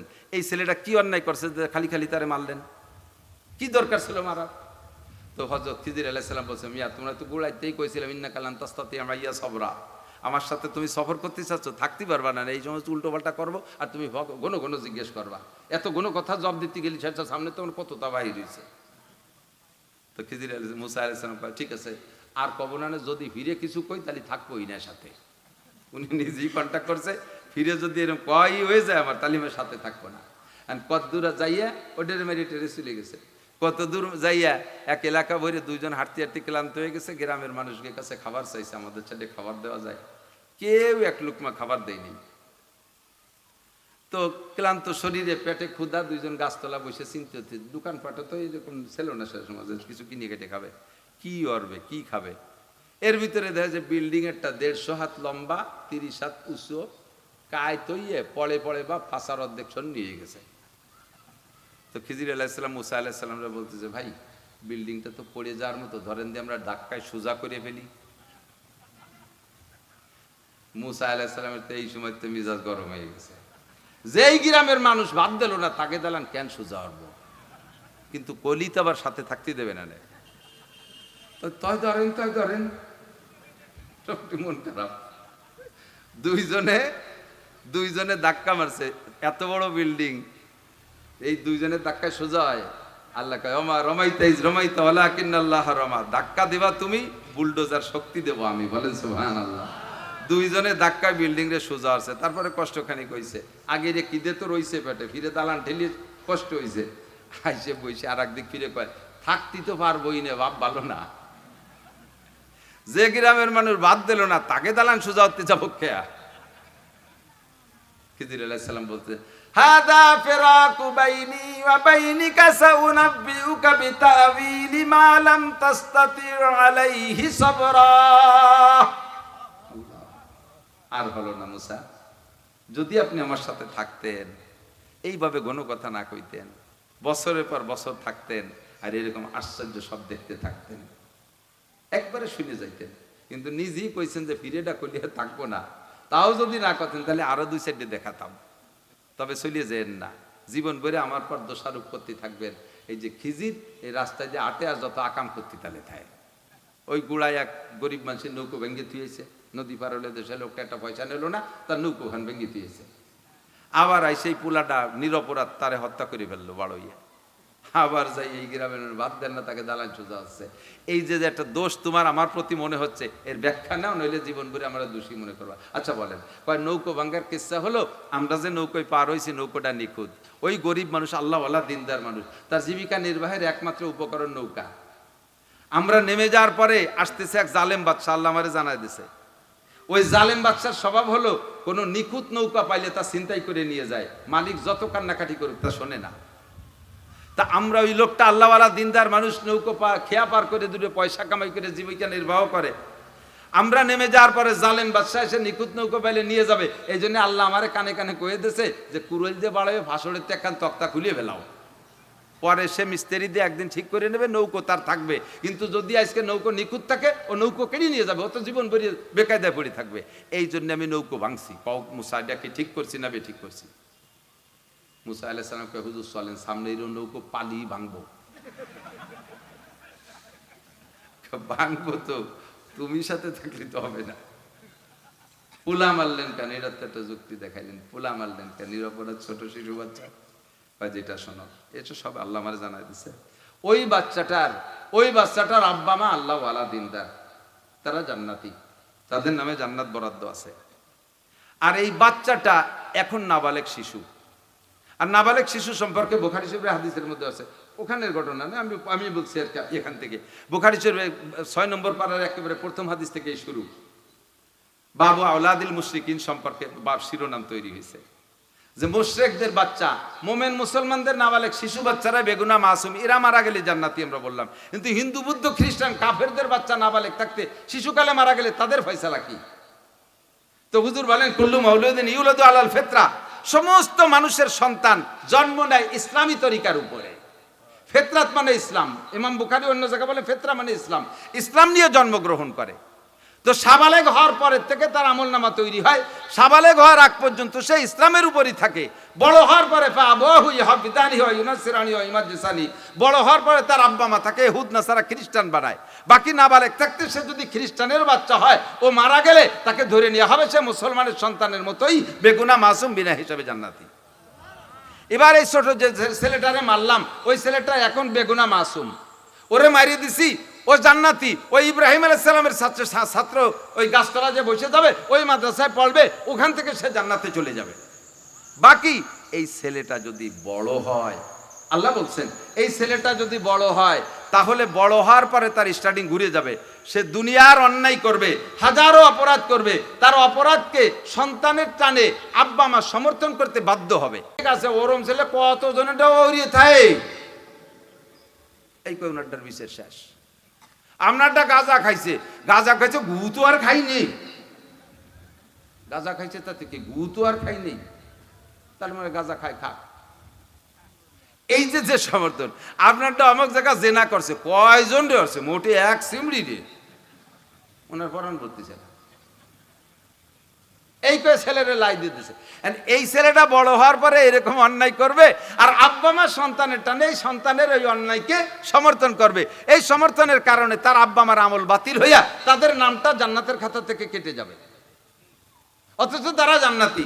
আল্লাহর সিদ্ধান্ত তাদের জান্নাত তার জন্য ঠিক রাখবে, এই সন্তানের কারণে তাদের জান্নাত কাটবে না। এই জন্য সন্তানটাকে শিশুকালে মেরে দিয়ে সন্তানটাও জান্নাতি, আব্বা মাও জান্নাতি, এই জন্য মারছি এই ডেরে। বলো তো কি মুসা, এটা কি অন্যায় করছি? হুজুর সামনে চলেন, এরকম তা পালি মারি ফেলে দেবো। তো পরে দালান সোজা হলাম কে, এবার আসেন এই জায়গার থেকে ওই যে থাকে। এখন এই ছেলেটারে মেরে ফেলাইছে, তার আব্বা মার চোখ থেকে 1 ফুট পানি বের হয়নি। আর সে দেখছে যে একজন আল্লাহওয়ালা বুজুর্গ মানুষ বাড়ি মেরে ফেলাইছে। জিজ্ঞেস করছে কি অপরাধ? সবাই কয় কি একের কিছু না, খালি খালি। তো খালি খালি এমন একটা মানুষ, সে এমন এই বাচ্চাটারে মারলো, নিশ্চয়ই এর পিছনে কোনো হেতু আছে। যে কোনো ভাবে আল্লাহ তাআলা তার আব্বা আমাকে সবরে জামিল, সঠিক ধৈর্য ধারণ করার তৌফিক দিয়েছে। আমাদের দেশের মা বাপরা কি করি, আমরা অনেক কিছু করি, বিশেষ করে মারা। মহিলাদের জাহান্নাম, মহিলা এদিকে খেয়াল করেন। হুজুর বলেন ইয়া মাশারান নিসা তাসাদদাকনা ওয়ালা মিন হুলিয়ুকুন্না, এ মহিলারা তোমরা নিজেদের অলংকারাদি হলেও দান করো। ফাইন উরিতুকুন্না আকসার মিন আহলিন নার, আমি জাহান্নাম দেখতে গিয়েছিলাম, জাহান্নামের ভিতরে নারীদের বেশি দেখছি, নারীদের বেশি দেখছি। তো নারীরা কয় হুজুর তা কি আমরা বেশি হব বলে কি বেশি জাহান্নামী, নাকি অন্যায় কোনো বেশি অন্যায়ের কারণে? হুজুর বলেন অন্যায় তোমাদের 2-3 এই 2-3 অন্যায় বড় মারাত্মক। 1 নম্বরে তাকফুরনাল আশির, 1 নম্বরে তাকফুরনাল আশির, তোমরা স্বামীর নাফরমানি করো। স্বামীর নাফরমানি, স্বামীর সাথে তুমি তুমি তুই তুই করে কথা বলো, অথচ অন্য মানুষের সাথে আপনি আপনি কথা বলো। দেওয়ারে এসে পানি চালি, খালি পানি দাও না তারে, তার সাথে কিছু নাস্তাও দাও। আর স্বামী বিটা মাঠেতে এসে পানি চালি কয় কল সহি দাও না, খাইয়ে আসতে পারো নাই।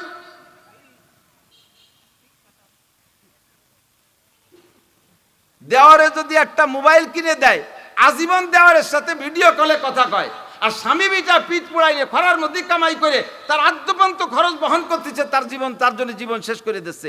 কোনোদিন যদি একটু বাজারে কমায়, জীবনেও কোনোদিন কিছু দিল না, একই দি খালি কাপড় দেই নেই, মুখ পোড়ায় বসে রয়েছে, সিমের মধ্যে চিনি দিতে যে নুন দিয়ে তুইছে 1.5 সাল, খেয়ে গালে দিয়ে দেয় যে তিতে হয়েছে। কি খবর আপা এরম রান্নেন কা সিমই মনে নাই কি দিতে কি দিছি, ঘটনা ঘটছে কে? জীবন ঈদ উপলক্ষে কাপড় দেয়নি, খালি এই ঈদই দেয়নি। ওর বাড়ি এসে জীবনে মহিলাদের সবচাইতে বড় খোটা পুরুষের উপরে কি জানেন? একেবারে 99%, 1% বাদ রাখছি, 99%, 99% মহিলারা স্বামীর সাথে একটু গ্যাঞ্জাম বাদি কয় আমি বলে তোর ঘর করি। কথা কর না কে? এই বিটির আপনাকে বাড়ি আছে না নাই? প্রত্যেক বাড়ির বিটি, প্রত্যেক বাড়ির বিটারে কয় আমি বলে তোর ঘর করি। তাহলে উনি ছাড়া আর কোনো কেউ ঘর করতে না, আর বিটিরা রাস্তায় দিয়ে দৌড়ে বেড়াচ্ছে। এর নাম তাকফুরনাল আশির। স্বামীর সবকিছুর পর সন্তুষ্ট থাকবেন মারা। কি পরিশ্রম করে জানেন? আপনারা রাতের বেলা কম্বলের নিচে বাচ্চা নিয়ে ঘুমাই রয়েছেন, আর পুরুষরা রাতভর ট্রাক চালায় বেড়াচ্ছে, বাস চালায় বেড়াচ্ছে। কি জন্য? কি জন্য? সে 1 রাত বাস চালাইলে 2000 টাকা পায়, 2000 টাকা দিয়ে সে 10 দিন খাইতে পারে। পরের রাত্রে আবারও ঘুম না যায় বাস চালাচ্ছে। কি জন্য? রাতভর পানির ভিতরে মাছ ধরতেছে, সকালবেলা ঠিকঠিরে কাঁপতেছে, আর বাজারে সেই মাছ বিক্রি করতেছে। বড় বড় মাছ পাইছে, নিজের পরানে খাইতে চাইলেও খায় না, বিক্রি করে টাকা নেয়। কার জন্য?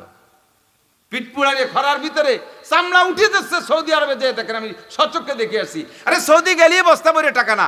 আমি গেছি উমরায়, কতজন আইসি আমার দেখা করতে এসে কয় হুজুর যার সময় কানে কানে কয় 10টা রিয়াল দেন, যা বাসায় যাওয়ার ভাড়া নাই। পরে যখন চাকরি পাইছে, এই রোদ্রের ভিতরে কামাই করতেছে, টাকা পাঠাইতেছে, অথচ আপনার পরাণ ভরে না। জীবনে আমার টাকা দিল না, জীবনে আমার এই দিল না, থাকলো 10 বছর সৌদি আরব, একটু শোনায় নিয়ে দিল না। একতি যাবেন কে? আপনি আরামে ঘুমান, সে রাতভর দৌড়ে বেড়ায়, কষ্ট করে। দেশেন তো আপনি বাচ্চা 2-1 মাস আর এক জায়গায় থাকতে পারেন না। সন্তান তো তারও, সে সন্তান আপনার কাছে রাইখা বছরের পর বছর বিদেশ থাকে, কলজেটা ছিঁড়ে যায়। যাওয়ার সময় বাচ্চারা যখন গলা জড়ায় ধরে কাঁদছে, এই দৃশ্য তার বিদেশে যাওয়ার পরেও মনে থাকে। সেই জায়গা থেকে কান্দে, ভিডিও কলে দেখে আর কান্দে, আসতে পারে না 2 পয়সা কামার জন্য। আর আসার পরে যদি আপনি হাসি মুখে তারে বরণ না করেন, আপনাকে রেখে যাওয়ার পরে যদি আপনি উল্টো পাল্টা করে অ্যাক্সিডেন্ট করিয়া তারে কষ্ট দেন, তাহলে এই কষ্ট জবাব আল্লাহর কাছে দেয়া লাগবে। হুজুর বলেন ওই মহিলা সবচাইতে খারাপ জাহান্নামী। তাকফুরনাল আশির, 1 নম্বরে স্বামীর নাফরমানি করে, স্বামীর নাশুকরি করে। 2 নম্বরে বা তাকসুরনাল লান, এইটার কথা বলবো বলে। তাকসুরনাল লান, মহিলাদের স্বভাব বাচ্চাদেরকে অভিশাপ করে। সবাই দিয়ে অভিশাপ, খালি বাচ্চা না, সবাই দিয়ে। এমনকি স্বামীর সাথে একটু গ্যাঞ্জাম পাচ্ছে, স্বামী বাড়িতে বেরোয় যাওয়ার সময় তুই যেন ফিরিয়ে আসিস নিয়া, তা ও ফিরে না আসতে পারে, তুমি কার পাশ ঘুরিয়ে বেড়াবে, সেটি হিসেব আছে। ওইটা বাসায় ফিরে না আসলে তোমার এই বাড়ি জায়গা দিবে না তার মা বাপ, এই বদ্ধ করে দিলি। ছেলে মেয়ে অন্যায় করছে, তোরে সাপে খাক বাঘে খাক, তুই বাসের তলে পড়িয়ে মর। মারা কয় কি কয় না। এরপরে রাস্তায় গেছে, ট্রাকের বাড়িতে পড়িয়ে গেছে। এবার আবার আল্লাহরে উল্টো অভিশাপ করে, আল্লাহ তুমি খালি আমার দ্বারে শহীদ হও। আল্লাহ কয় দাঁত ফেলাই দেবানি শয়তান, তুই দিয়ে একটু আগে কলি যে বাসের তলে ফেলাই মারতি, তোর দোয়া কবুল না পারিনি কি আমি? তুই মা নিজেই যখন কইছিস দিছি বেলাইয়ে। তখন সন্তান চলে গেলে এই অভিযোগের দরকার নেই। ওই মহিলার মতো সবরে জামিল এখতিয়ার করেন। আল্লাহকে সামারাত, সামারাত মানে সন্তান কেড়ে নেব, নিয়ে পরীক্ষা নিছে, ধৈর্য ধারণ করছে। আল্লাহ তাআলা পরবর্তীতে এই ছেলেটার পরিবর্তে আর একটা ছেলে দিলি তো ভালো হইতো, কিন্তু ছেলে না দিয়ে দেশে একটা মাইয়ে, দেশে কি মাইয়ে। এখন পায় আল্লাহ ধৈর্য ধারণ করছি, তুমি ছেলের পরিবর্তে একটা ছেলে দিতে, তাও বলে রে আলহামদুলিল্লাহ। ছেলে দেয় কে? কথা কন। মেয়ে দেয় কে? আর একবার আপনার সত্যি কথা করছে না মিথ্যে কথা কথা বুঝতে পারতেছি না। আরে ছেলেকে দেয়, মাইয়াকে দেয়, হ্যাঁ ফালতু কথা। ছেলে দেয় আল্লাহ, মাইয়ে দেয় বৌতি। হ্যাঁ মাইয়ে বউ, মাইয়া আল্লাহ দিলি পারা তা বৌরে মারো কে?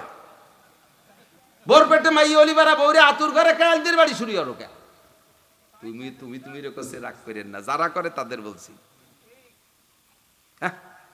ছেলে হইলে খুশিতে গরু জবাই দিয়ে খাও, আর মাই হইলে বউরে তালাকের সিগন্যাল দাও। কম্পিউটারে যদি বলে আল্ট্রাসাউন্ডে বলি এবার আপনার একটা মেয়ে বাবু হবে, তারা তো খুব আদরের সাথে ভালোবাসায় কয়। এই জায়গাতে শুরু হয়ে গেছে, আয় তুই খালি ওই আল্ট্রাসাউন্ডে 12 হয়ে আয়, তোরে মাইয়ে বাবু দেখায় চালিয়ে দেবে। এই বলে স্ত্রীর পর জুলুম করে। যারা এই স্ত্রীর পেটে কন্যা সন্তান হওয়ার কারণে জুলুম করে, তাদের পর টর্চারিং করে। অনেক শ্বশুররা আছে, অনেক বুড়োরা মুরব্বীরা, যেই বউডার ছেলে আছে মেয়েও আছে, সেই বউডারে মোটামুটি ভালো জানে। যে বউডার খালি গুটি খানিক পাইয়া, সেই বউডার মেয়ে কডারে দাঁড়েও আসতে দেয় না, কাছেই বসতে দেয় না। সর সর সর সর, আমি ভাটির বাচ্চা দেখতে পারি না। এই ছাগলের মাইয়ে বাচ্চারে আমাকে দিক ভাটির বাচ্চা করে দেখতে পারে, বউডারও চোখে দেখতে পারে না। বললাম যে ওই মহিলা ওই মেয়েরে বিয়ে করিস রে, ওর মার 7 মাইয়ে, ওর মাইয়ে ছাড়া হয় নাকি? এই যে যে টর্চারিং করেন, বুড়ো তবলিগি যাও, সরমুনায় যাও, পীরির মুরিদ জামাত ইসলাম করো, আর কোন পীরির বিশ্বাস শাস্ত্র মসজিদের মুয়াজ্জিন খোদি এক করে তোর ঈমানই নষ্ট হয়ে গেছে। আল্লাহর কোরআনের আয়াতের পর তোমার বিশ্বাস নাই। ইয়াহাবুলি মাইয়াশা ওয়া ইনাসা ওয়া ইয়াহাবুলি মাইয়াশা উযকুর আও ইউযাবিজুহুম যুকরানা ওয়া ইনাসা ওয়া ইয়াজআলু মাইয়াশা আকীমা। যাকে খুশি ছেলেটা আল্লাহই দেয়, যাকে খুশি মেয়েটা আল্লাহই দেয়। আবার কেউ রে ছেলে দে মেয়েদের যমজ সন্তানও দেয়। ওয়া ইয়াজআলু মাইয়াশা আকীমা। আবার যাকে খুশি আল্লাহ পাক বাজা আর নিঃসন্তানী বানাইয়া রাখে। এই চারিটা যোগ্যতা জোরে বলেন কার? কেন আপনি স্ত্রী কন্যা সন্তান হলে টর্চারিং করবেন? বেঈমান হয়ে যাবেন, আলেম হন আর পাবলিক হন। কোরআনের আয়াতকে আপনি মানেন নাই, সাবধান। তো এখন মেয়ে হইছে, শকর করে বরণ করে নেছে। এই ধৈর্যের বিনিময়, এই পরীক্ষার উপরে যে পাশ করেছেন, এর বিনিময় আল্লাহ তাআলা কি দিয়েছে? আল্লাহকে অবাশশিরিস সাবিরিন, ধৈর্যশীলকে সুসংবাদ দাও। কি দেবো? কয় ইন্নাল্লাহা মা'আস সাবিরিন। এই সুসংবাদ দাও যে ধৈর্যশীলের সাথে আল্লাহ আছে। এবার দেশে মেয়ে, এই মেয়েতে কি হয়েছে জানেন? শুনলে আশ্চর্য হবেন। তাফসীরে মারিফুল কোরআন দেখবেন, তার মধ্যে লেখা আছে, মুফতি শফি সাহেব রহমাতুল্লাহ লিখছেন, এই মেয়ের বংশে 19 জন নবী জন্ম নেছে। নবী কট্টুক জানেন? এই আবু হানিফা, শাফি, আহমদ, মালিক সহ সারা পৃথিবীর সব বড় বড় আলেম আর পীর, 4 তরিকার আব্দুল কাদের জিলানী, মঈনুদ্দিন চিশতি, সমস্ত পীর আর সমস্ত আলেমকে এক পাল্লায় দেবেন, আর একজন নবীরে আর এক পাল্লায় দেবেন। নবীর পাল্লার ওজন বেশি। আর এইরকম নবী ওই মেয়েটার বংশে 19 জন জন্ম নেছে। একটা ছেলে আল্লাহ নিয়ে গেছে, ধৈর্য ধারণ করছে। ছেলে কার? দেশে কে? সন্তান তো আমার, বাকি সন্তানের মালিক কে? আল্লাহ। আল্লাহ নিয়ে গেছে, তো এখানে আমার কান্নাকাঠির কি আছে? কান্না একটু আসবেই, কান্না একটু আসবে, তাই বলে অভিযোগ করার কি আছে? এদিক তাকান। ও ভাই আমি বলি, এদিক খেয়াল করেন। আল্লাহর এক বান্দা বলেন, ইয়ামানুত চাঁদে রোজা নজদে মাস, ইয়ামানুত চাঁদে রোজা নজদে মাস, দর হাকিকত মালিকে হর শাই খুদাস। আমার আল্লাহ তাআলা ছেলে মেয়ে সম্পদ যা দেশে, এর হাকিকি বাস্তব মালিক কে? আসতে বলবেন কেন? আল্লাহ না, আল্লাহই। আমার ছেলের মালিক কে? মেয়ের মালিক কে? জমির মালিক কে? ইন্ডাস্ট্রিজের মালিক কে? ঘর বাড়ির মালিক কে? আল্লাহই। আমারে আল্লাহ তাআলা কিছুক্ষণের জন্য পাহারার দায়িত্ব দিয়েছে, খুব বিপদে ফেলাই দিয়েছে, খেয়াল করতেছেন না? ছেড়ে দেব? খেয়াল করতেছেন? ওয়াজ সামনে রয়েছে, সেটুক না করে ছাড়তেছি না। কুরবানির আগে আর ওয়াজ রাহি নেই, আজকে হলো ফাইনাল খেলা। ঠিক আছে, মন ভালো না, আসার পথে বিশ্ব রোডে উঠছি, ভ্যান ভরা, ভ্যানে এসে আমার নতুন গাড়ি, প্রিমিয় গাড়ি, 50 লাখ টাকা দাম। আইসে ডাইন পাশে ড্রাইভার বরাবর মারিয়ে দিয়েছে, কমপক্ষে 50 থেকে 60,000 টাকা লাগবে সাতটি। আর গাড়ি ঘোড়ার গায়ে একটু টাচ লাগলে কেমন লাগে, যাকে গাড়ি আছে তাদের কাছে জিজ্ঞেস করেন। গায়ে একটা বক্সিংস হয়, কিন্তু মোটরসাইকেলে একটা খুশাস হয় না, ঠিক না?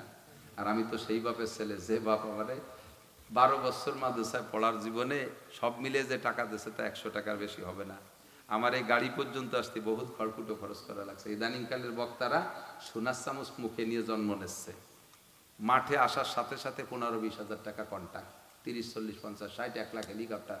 আর আমি 35 টাকাতে শুরু করছি, প্রথম ওয়াজ করছি যেদিন 35 টাকা, তা সেদিন দেই নেই, হজের পরে কয় যে 8 দেওয়ার বাড়ি, দেওয়ার পরে 35 টাকা, 35, 50, 60, 100, 200, 300 করে বাড়তি বাড়তি আমাদের দূর আসা, এবার ওই নিয়ে চলে গেছে তামান। তা আব্বা তো ইব্রাহিম আলাইহিস সালাম সন্তানদের ভুলতে পারে না। এবার উনি কয় ক্বালা ওয়া মিন যুররিয়াতি, আল্লাহ শুধু আমারে ইমাম বানাবো, আমার সন্তানকে দুনিয়াটারে বানাবো না? ক্বালা মিন যুররিয়াতি, আল্লাহ পাক বলে হ্যাঁ হবে তো, তুমি একা ইমাম হবে কেন? তবে মুশকিল হলো লা ইয়ানালু আহদিজ জালিমিন, তোমার সন্তানদের ভিতরে অনেক জালেম হবে, এক জালেমরে আমি ইমাম বানাবো না, এক জালেমরে বড় আলেম বানাবো না, এক জালেমরে নেতৃত্ব দেব না। এই নেতৃত্ব পাইতে হলে তোমার মতো ধৈর্য, তোমার মতো সবর যদি কেউ থাকে, সম্পূর্ণ না থাকলেও আংশিক থাকলেও সে পাবে, অধৈর্য যারা তারা পাবে না। আমাদের দেশের রাজনৈতিক নেতৃত্ব অনেকেই পায়, দেখেন পাইয়ে ধৈর্য নাই, আইসেই অ্যাকশন শুরু করে, ও দল এ দল রে, এ দল ও দল রে, কিরা কারে ভোট দিয়েছিল না, কার পেছনে কিরা ঘুরে বেড়াইছে, বাস মাশাআল্লাহ ক্ষমতা পাইয়ে অ্যাকশন শুরু হয়ে যায়। আল্লাহ আকবার। আল্লাহ কয় এক মাগে শীত যাবে না দুদু, আল্লাহ দুদু কয় না, আমি করছি আর কি, এক মাগে শীত যাবে না, মাগ আরো আছে। ফাতাবিরু ইয়া উলিল আবসার, এবার যারা ক্ষমতা পেয়েছো পিছনের ক্ষমতা আলাদের থেকে শিক্ষা গ্রহণ করো, পিছনের ক্ষমতা আলাদের থেকে শিক্ষা গ্রহণ করো।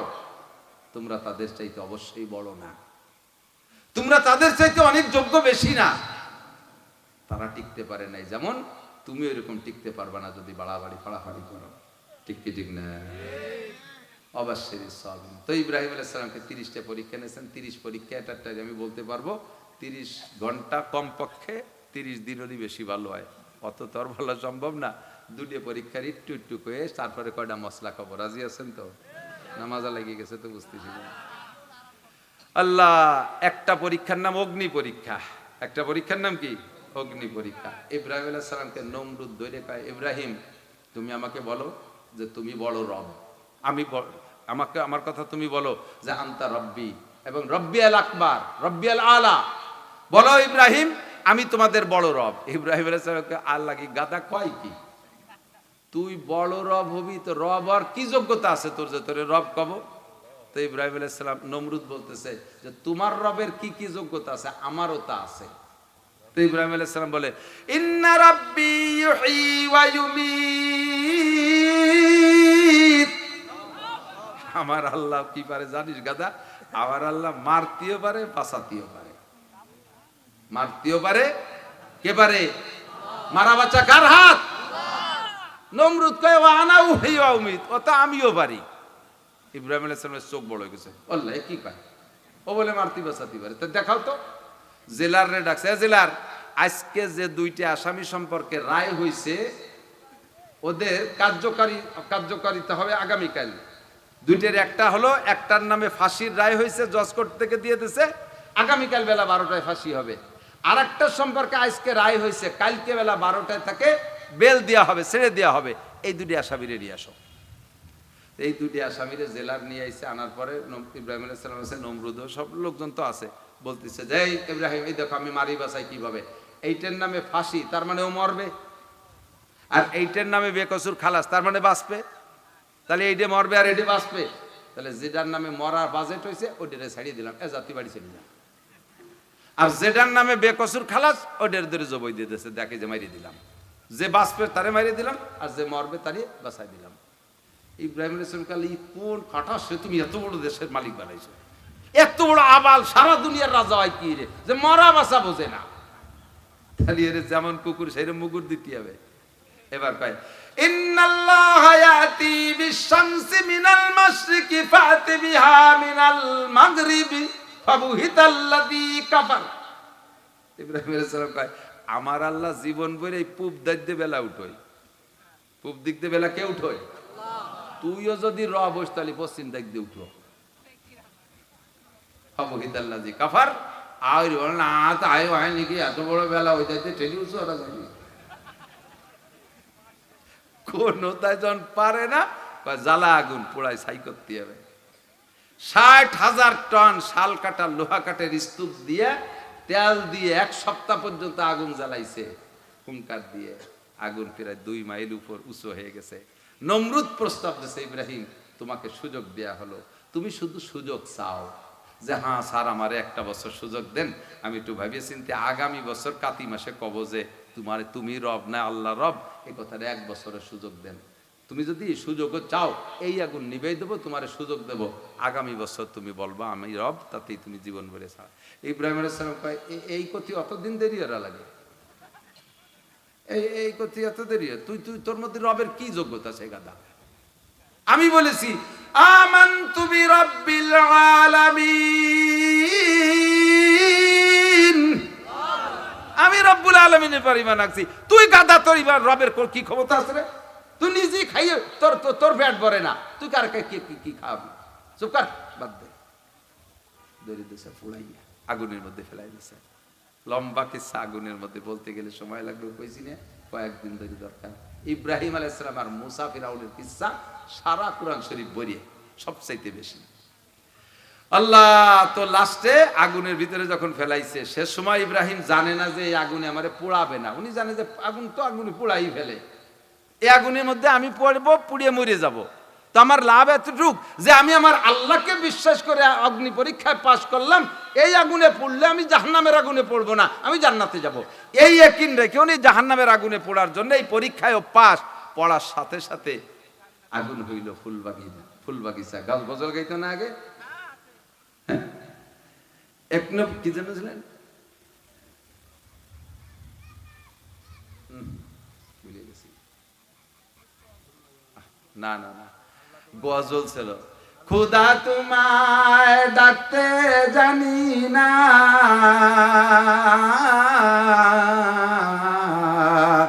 ডাকার মতো ডাকলে খুদা কেমনে শোনে না, এক ডেকেছেন ইব্রাহিম নবী,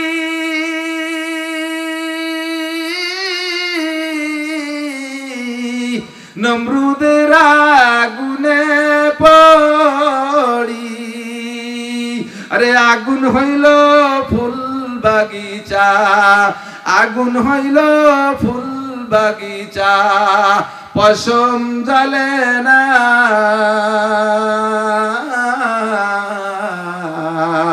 খোদা তোমায় ডাকতে জানি না। আমরা ছোটবেলায় এই গজল শুনতাম, মনে আছে না মুরব্বীকে? আল্লাহ কায় কুল না কুনি বারদাক ওয়া সালামুন আলা ইব্রাহিম, জিবরাইল আলাইহিস সালাম কয় এক্ষুনি একেবারে এই মুহূর্তে আমার, এর আগে একটা ছোট্ট একটা কথা না কয়ে পারতেছি না, যখন আগুনে ফেলাবে বলে সড়কের মাথায় বাঁধছে ওই বুড়ো দাতাল, মনে আছে মিস্টার ইবলিস, ও মুরব্বী সাইজে যে নমরুদ কয় ও সার সার সার সার, তুমি যে ইব্রাহিম রে আগুনে ফেলাতে যাচ্ছ, ওর জামা যে গায়ে যে জামা না, ও জামা ভরা জাদু, ওই জামা সহ ফেলালি ও পড়বে না। উদ্দেশ্য হলো জামা খুলে ইব্রাহিম আলাইহিস সালামকে বেবস্ত্র কইরা লজ্জা দেবে, অপমান করবে। নমরুদ কয় তাই, তাহলে এ জামা খুলে ফেলা, জামা পায়জামা সব খুলে ফেলা। জামা পায়জামা যখন খোলার অর্ডার করছে, দেরি তো হবে না, এখনই আগুনে ফেলাতে হবে। আল্লাহ কয় জিবরাইল দেরি হবে না, এখনই জান্নাত থেকে আমার ইব্রাহিমকে এই পরীক্ষায় পাশের প্রতিদান, এখনই জান্নাতি জামা কাপড় তারে পরাই দাও। জিবরিল আলাইহিস সালাম জান্নাতি জামা কাপড় একদিক দিয়ে ওই কাপড় খোলে, আর একদিক দিয়ে ইব্রাহিম আলাইহিস সালামের গায়ে জান্নাতি পোশাক পরাই দেয়। তো গায়ের এই কাপড় খুলে ফেললে শরীরের সব খুলে যাবে না, সতর খুলে যাবে না, শরম শরম টরম তো সবাই দেখবে। একদিক দিয়ে কাপড় খুলে ফেলাইছে, কিন্তু সতর কেউ দেয় না। নমরুদ কয় যে কি খুললি? কয় যে এই তো জামা, এই যে ভাই জামাও তো খুলে ফেলাইছি, তাই তো দেখা যায় না তো কিছু। কেন দেখা যায় না? জান্নাতি পোশাক পরানো হয়ে গেছে, বলেন না সুবহানাল্লাহ। আপনি এইরকম একটা ঈমান দেন, আপনার আল্লাহ এরকম পুরস্কার দেবে। আপনার আমার ঈমান কি? যে বৃষ্টি শুরু হয়েছে, ধান না আনতে পারলি বা শেষ। পাত তাইলিতে মাথার তাইলে গুনতে একে হাইতি শুয়ে চৌচি রয়ে গেছে ফাইয়ে। তাজা মাছ কয়টা গেরেতে চলে গেল, এবার আর বাঁচার কাজা নাই। এই হলো আমার আপনার ঈমান। আমিও ফেল, আপনাকে দোষ দিচ্ছি তা না, আমিও ফেল। এই বছর নির্বাচনের বছর, আর কের যেমন তেমন বিরোধী দলকে তো কিছু বিপদ হয়। সবচাইতে বেকায়দায় পড়ে হুজুররা। কারণ মৌনভাবে হোক আর জাহেরি বাতে নিয়োগ, হুজুররা কোনো না কোনো দলকে একটু সমর্থন করে জায়গায় জায়গায় কিছু কয়, তা আবার জিতা দলে টের পাইয়ে যায়। টের পাইয়ে গেলি আই হুজুর দাম দিবানি যে আনতে যায়, বাঁশ দিবানি আহিয়ালা বাঁশ, চামড়া নিতে আসবা না কুরবানি চামড়া, চামড়া তোড্ডা রেখে দিবানি, সব যত দোষ নন্দ ঘোষ, দাইয়ে ভাষায় দাইয়ে পেয়ে বুড়ির ভাষায় আস, বুঝলেন? দাইয়ে পেয়ে আমাকে ওইদিকে একটা প্রবাদ আছে, দাইয়ে পেয়ে বুড়ির ভাষায় আস, একটু ব্যাখ্যা দিয়ে দেন। 5-6 সেমড়ি এক জায়গায় বসা, সাথে এক বুড়ি বসা, তো গল্প স্বল্পর ভিতর দিয়ে কিটা যেন বাই ছাড়ছে ওই সেমড়িরা। তো শব্দ হইনি কিন্তু গন্ধ হইছে, ইম্মার রে ও ইম্মার সাউথ, বাইর মশালা হলো, হয় শব্দ হবে নয় গন্ধ হবে। তো শব্দ না হলে গন্ধ তো হয়, আর গন্ধ সবাই নাহে কাপড় দিয়ে সবাই সবাই দোষারোপ করতে, তুই দিছিস, হ্যাঁ আল্লাহর কসম আমি পাদিনি, আমার ওজুর হয়েছে, আমি ওজুর কোরআন শরীফ পড়তে পারি। এইভাবে 6 জনের ঠেলা ঠেলি হয়ে ওরা কেউ দোষী না, সাফ হয়ে গেছে। এরপরে বুড়ি বসা ছিল, এই তাহলে বুড়ির কাম, আর বুড়ি ঝগড়া হতে পারে না, চুপ করে রয়েছে, দাইয়ে পেয়ে বুড়ির ভাষায় আর বুড়ি ঠেকে গেছে। রাজনীতি সবাই করলো, সবাই রাজনীতি করলো উন্মুক্ত সুযোগ পাইয়া, মৌলবীরা কেন করলো? দাইয়ে ফে বুড়ির ফাঁসায় আই হুজুর জাকাত খাওয়াই ছাড়িয়ে দিবানি, আই হুজুর চামড়া দিয়ে দিবানি, আই হুজুর দান দিয়ে দিবানি। আল্লাহ কাছে দান তোমার দেয়া লাগবে না, দান তোমার মাঠে, শিল আমার আকাশে, তোর এর কাছ কাছি নিয়ে ডাঙ্গায় জাতি দেবো না, তোর ভাষা নিয়ে আমার বসে শুরু হয়ে যাবে। পারে আল্লাহ পারে, কথা কর না পারে। বেশি দেখাই দিয়েন না, কারে দেখাবেন? আপনারে আমারে আল্লাহ দেখাই দিতে পারে। বোমা তার হাতে আছে, বোমা খালি ঠান্ডা বোমা, শিল ঠান্ডা না, ঠান্ডা বোমা মারি দেবে। ডোনাল্ড ট্রাম্পের বোমা তো গরম, এটা ঠান্ডা বোমার মাইর হবে। তো আল্লাহ পাক রব্বুল আলামিন এই কুদরতি কায়দায় ওই জান্নাতকে কি বলে, আগুনটা জান্নাতের ফুল বাগান বানাই দিয়েছে। আল্লাহু আকবার। কষ্ট হয়ে যাচ্ছে মনে, অনেক রাত হয়ে গেছে, হচ্ছে কষ্ট আমার হচ্ছে। এখন এদিকটা তো পরীক্ষায় পাস না ফেল, জান্নাতি জামা পাইছে, আর কয় যে ওই নমরুদের অভিশপ্ত কাঠের উপর আমার ইব্রাহিম বসবে না, ও জায়গায় জান্নাতের খাট একখান নিয়ে দাও। জান্নাতের খাট আগুনের মধ্যে নিয়ে দিয়েছে, ইব্রাহিম আলাইহিস সালাম বসে রয়েছে, জিবরাইল আর ইব্রাহিম এক জায়গায় বসা। জিজ্ঞেস করতে কষ্ট হচ্ছে না তো? আপনার আমি জিজ্ঞেস করছি নাকি? ইব্রাহিম আলাইহিস সালামরে জিবরাইল জিজ্ঞেস করছে, কয় যে আগুন কো? কয় যে ওই যে দেখেন চতুর্পাশে এমন বিস্ফোরণ ঘটছে, 50 মাইলের মধ্যে যা ছিল সব পুড়ে সাফ করে দিছে, মাঝখানে ইব্রাহিম